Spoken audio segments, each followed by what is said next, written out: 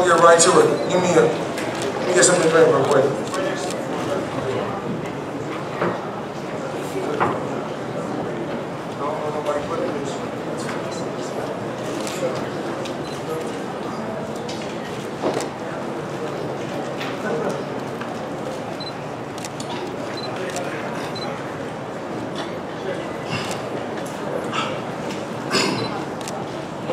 Let's get right to it. First off, I want to thank my team. My team done a remarkable job. We had a remarkable training camp. I didn't overlook the guy. I knew he was going to come. But, you know, with experience, experience played a major key tonight. I faced all the top guys in the sport of boxing. To be in a sport for 19 years and to be world champion 18 years, I had a remarkable career. But I couldn't do it by myself. Once again, 48 hours leading up to the fight. Each fight, I have my staff at a lot of people from my staff at my house working on me, making sure everything goes the game plan goes like it's supposed to go, so we can get the results that we normally get. And what else can I say? Like I always said, you put him in front of me, we'll see what he can do. Muscles don't win fights. It's all about that IQ. I'm 10 steps ahead of any fighter. I take whatever your best attribute is, I take it away from you and make you resort to doing something that you don't want to do. To all the young fighters that's under the Mayweather Promotions banner and all the kids that we sponsor, but I want to say congratulations. To all the fighters and all the fighters that's under the Mayweather Promotions banner, you guys need to come up here because, I didn't do it by myself. You guys played a major role, and the reason why is because every day I inspire you guys. Y'all inspire me because you guys want to be like me, but you guys make me work hard. You guys make me work hard. So, my dad, he done a remarkable job. My Uncle Roger, of course, we have great chemistry inside the boxing gym. And just the young fighters. It's time for another fighter to step up, hopefully, and break my records.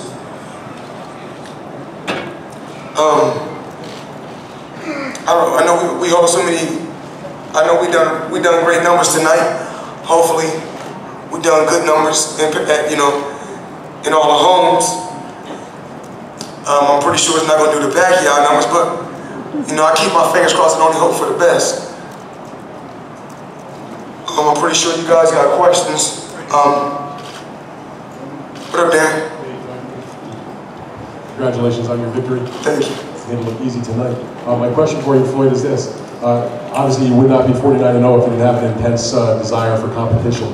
And now that you're going to be retired, I want to know in your future, what outlet will you use to be competitive, to do something other than boxing that you've done for so long, to find that competition? And also, now that the career is over, can you tell us what was your toughest fight? Probably just, it's hard. It's not really hard to get up. It's easy for me. It takes me a while to get to the boxing gym. It takes me a while to get to the boxing gym. But once I get to the boxing gym and I get started, I give 4 hours of just non-stop hard work. But I was once told, once you get a certain amount of money, it'd be hard for you to get up. I'm very comfortable, and I can still get up and bust my ass and work hard when it's time to go to that boxing gym. So what will be the competitive outlet for you? I want to see these young guys do good. All the young fighters under my banner. Of course, working with Al every day, communicating with Al, him, and every day on a daily basis is, we have a great chemistry. men out. But what's the hardest fight? No fight was really hard. If any fight was difficult, I made it difficult. Congratulations, Floyd. When you fought Baltimore, I remember you at the post-fight press conference. You were very emotional and you know, whatnot. And I wonder why you're not tonight. Your career is over and this kind of thing. What's the difference between that night and this night? Well, boxing is blood, sweat, and tears. You know, boxing is, you know, like I said, it's a sport. It's a combat sport. It's wear and tear on the body. It's really not that I took any punishment. It's just that boxing is wear and tear on the body. And, you know, different days you feel different ways. But you don't feel bad about going out? Like, you don't feel emotional now that it's all over? No, absolutely not. I had a great career. Very comfortable. Made great investments. I'm okay. Steve Fireman from CBS News right here. Hi. I wanted to ask you why you feel now is the right time. You've talked a bit about this before, talking about some thinking just logically that sometimes bad things can happen if you continue, but there are a number of reasons you've talked about why now is the right time. Could you explain to us now? It's so crazy when you guys, when I talk to the media. You know, I look back at my career.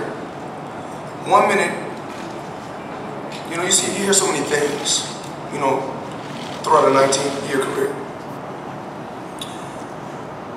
All he do is hold. All he do is run. He's cocky. He's arrogant. No one likes him. He can't write. He can't read. And y'all believe that? Hey, we like you, Floyd. It's okay. And if y'all believe it, y'all done for believing it. And I said, you know, I said, they believe all that about me. And I was able to accomplish everything that I accomplished. I think everybody need to go to Floyd Mayweather way. I mean, because I'm in the sport, I've been in the sport 19 years, and I don't know the exact number, but I don't really know nobody that's been in the sport of boxing that made somewhere upwards of 800 million in the sport. You know, but, you know, I didn't do it by myself. You know, I got this army behind me. I'm pretty sure I got a part of the army over there. I didn't do it by myself. And it takes, you got to be intelligent and smart to surround yourself with smart people. One thing that I don't want around me is someone that's not sharp. And you know, Leonard, Al, when I went to CBS and Showtime, when I went to them, they told me, and this some people don't know. You know, people thought that I did HBO wrong. I didn't. You know, what people didn't know, my contract with HBO was up years ago. Years ago. I was fighting on a just fight-to-fight basis with HBO. Then eventually, you know, I got incarcerated. Then when I came home, I went to, I spoke with HBO and I said, yo, this is the deal that I need. I guess they didn't think the numbers was real. So then I went over to CBS and Showtime and I said, I need this. And everything that I asked for in boxing, everyone, I mean, they treated me fair. You know, MGM Grand, you know, when I asked them, you know, I walk in any store, I pick up anything that I want, $400,000 watch, limited edition watch, they said, here for it. I wanted the Bugatti, they said, here for it. Houses in Miami, houses in LA. And I did everything the way I wanted to do it. That's what people don't know. And every time, when I done business with Al Heyman, everything that he said he was going to do, he did. I don't care what it is. If I go somewhere and I see a house, and I see somebody, this house could be 10 million, I say, Al, I need that. I want that house. He don't hesitate. No problem. Showtime, CBS, I need this. No problem. People don't know. I mean, you get to a certain level to where you can't buy nothing anymore. You know, you can't get moved by a Rolls Royce, or you can't get moved by a car. When you got everything, there's nothing else you can get moved by. And I've accomplished everything in the sport. So now it's time for me to help these young fighters break my record. I want to see my records broken.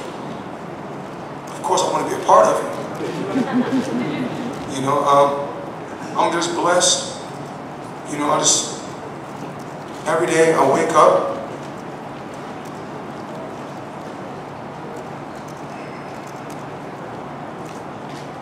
and I'm just appreciative to be in this predicament. You know, and I take my time, because when I speak, I don't want to rush. Just like my fight game. When I'm in a fight, I take my time.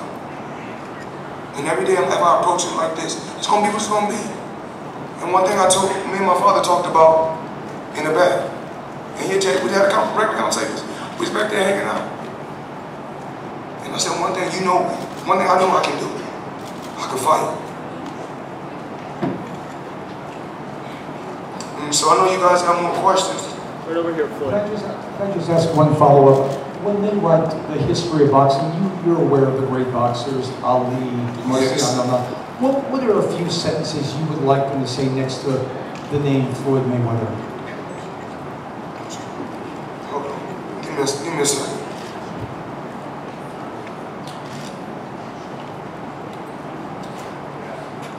It's crazy.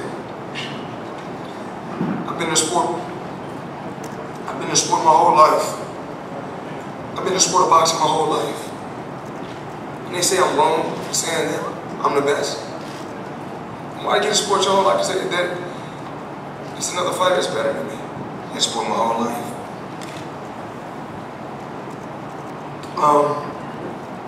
Every champion, Ali, Sugar Ray Robinson, Sugar Ray Leonard, there's so many legendary champions, Larry Holmes, and the list goes on and on, that open up the doors, that pave the way for me to be where I'm at today.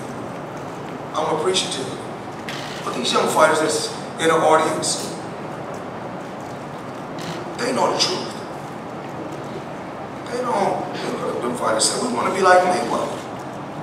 It's not cool to take punishment. You know, I got a little bump in the bruise, but it's okay. You know, I know I made somewhere upwards of 70 million tonight, but it's okay. We live and we learn.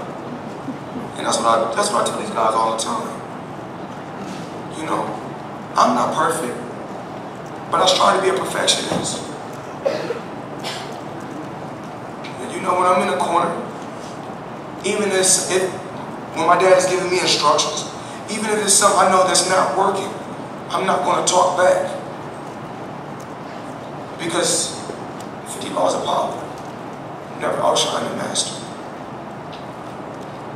Show respect, and you'll get respect, and you will get respect.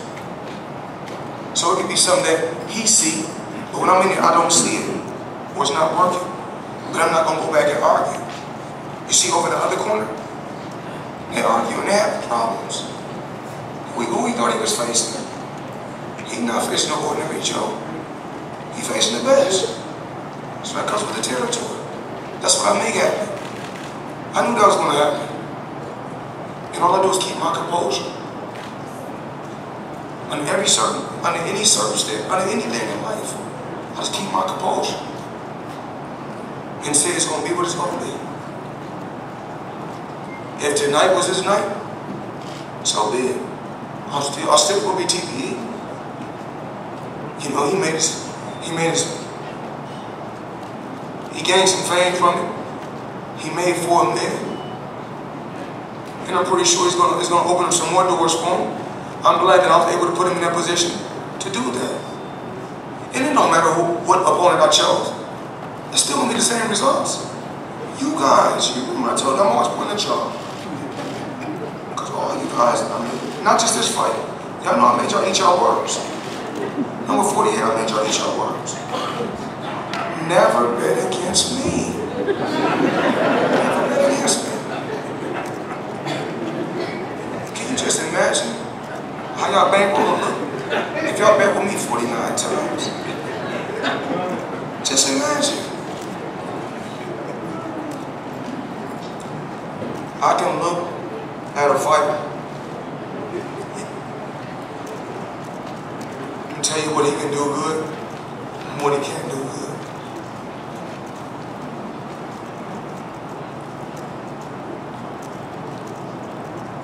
For starters, a lot of fighters don't even stand on their pivot. You must be on your pivot for starters. That's the first thing I learned. And that was one of the key things that I learned in my career for movement. Pivot. Certain terms, certain angles. I remember day one. That was the first thing I learned. And when I see fighters boxing, I got the ups on them instantly. So when we come out in the first round, I touch him with one jab. One jab. Said he beat. That's all it takes, one jab. Said he was beat. I come on with Pacquiao. First round. I feel him out like this. I count him with the right hand. It buzzed him a little bit. It stunned him a little bit.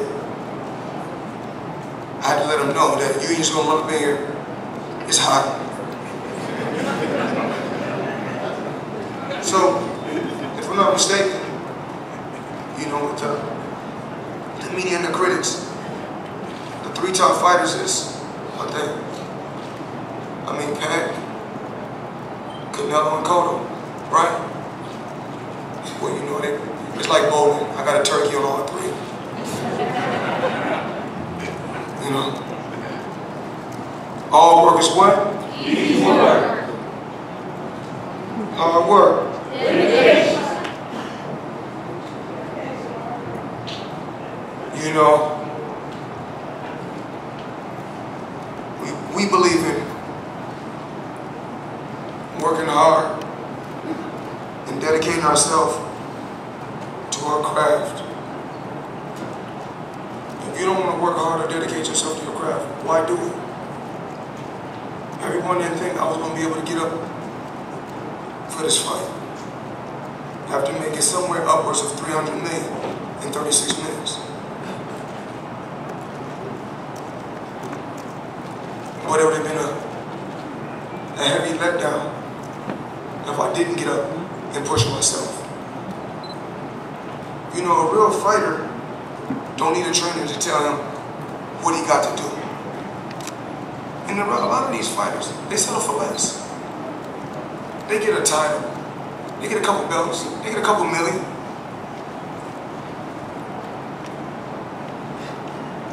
You know, I got these all day. I got more than these. I got more than this. I don't know how many world champions. I've been in 26, 27 world championship fights. Haven't even reached 50 fights. And you got other guys that got 200 and 300 fights. Through 200 and 300 fights. But once again,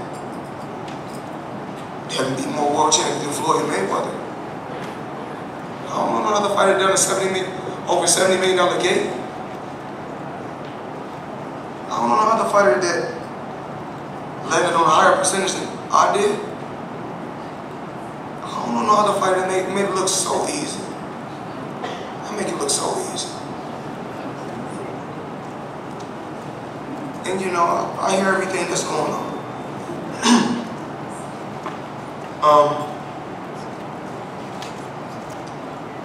And I'm not like no other fighter. You know, when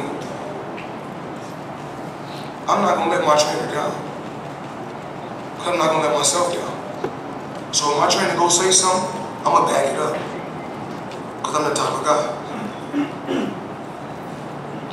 My team believe in me. And I believe in my team. And as long as they keep believing in me, we're gonna continue to be successful. Cause I teach them how to fish. I don't fish for them. And we got, every day we got young talent. We got young fighters, 16, 17, that we're building. We're working every day. eventually they'll get to where they need to get to. Now, but I told them the truth. Do I think it's gonna be another fighter to ever get that type of money in one night? It's gonna be tough. It's gonna be tough. But they can make a good amount. And I just want to thank all you guys. And I'm pretty sure I got more questions. Where we at? Let's go. Right over here, Floyd. Floyd, Seth Costello from the Triple M Network. You've always been really articulate about your goals in your career. Retire undefeated, retire healthy. Is there anything that you would have liked to have done as you sit here now calling it into this career? Or is it exactly is this moment exactly how you imagined it to be? Well, my ultimate goal was to become a pay-per-view star. You know, when I was young, because I came out to Vegas, they was flying me first class when I was 17. They brought me out to Vegas, and I can remember, I was too young, but I was playing the slot machines and moving around Vegas. They had me staying in suites. And then I think I got a little older. I came to see Mike Tyson fight before. And I seen the thing that he did, and I was impressed. And then I got 19. Then me and Mike Tyson used to train at the same gym, boxing gym. Golden Gloves. It's tore down now. And then I seen a Bentley.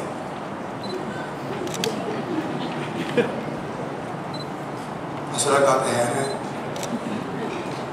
And then that's the time when the all diamond gold Rolex came out. And I seen it, I was like, I got to have that. Within a year and a half, I had it. You know, I never let nothing throw me off. When I'm going into the fight, I'm not thinking about nothing but being victorious. I'm not thinking about the money. I'm not thinking about the belts. I'm not thinking about what I did in all 48 fights. We talk about what we got to do right now. And that's how I always approach it. All 49 fights. Just take one fight at a time. It'll get here. There's no rush. And that's how I approach it. And I'm proud of all my fighters. You know, even my fighters that fought. You know, I'm shot Tuesday in Los Angeles, or some part of California. I say congratulations. I'm gonna say congratulations to all the fighters that fought on my undercard tonight. And we study and we still build more champions. And you know, just working with Leonard, the Mayweather staff, the TMT staff, the Watson family, and working with Al and just working with them hand in hand every day. You know, as long as we keep working together, you know, nothing can stop us. Because, believe it or not, we are boxing.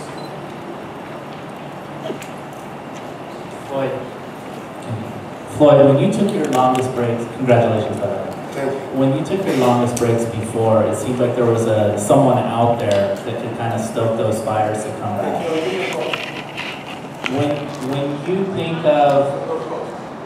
When you look at the current landscape of boxing, are you convinced that there's no one out there that's going to do that for you in the next year or so? No, I'm okay.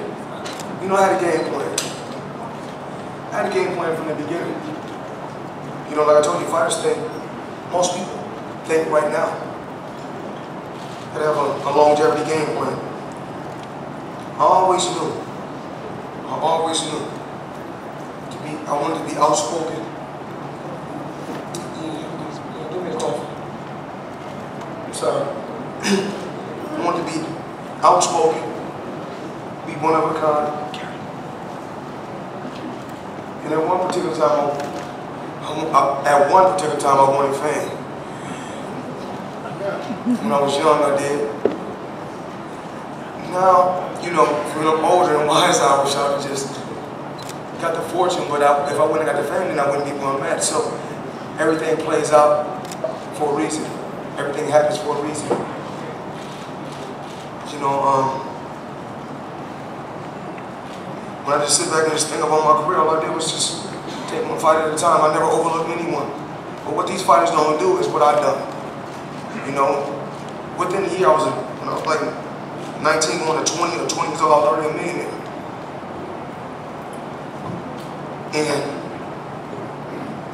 even though I was already rich, I go to my promoter.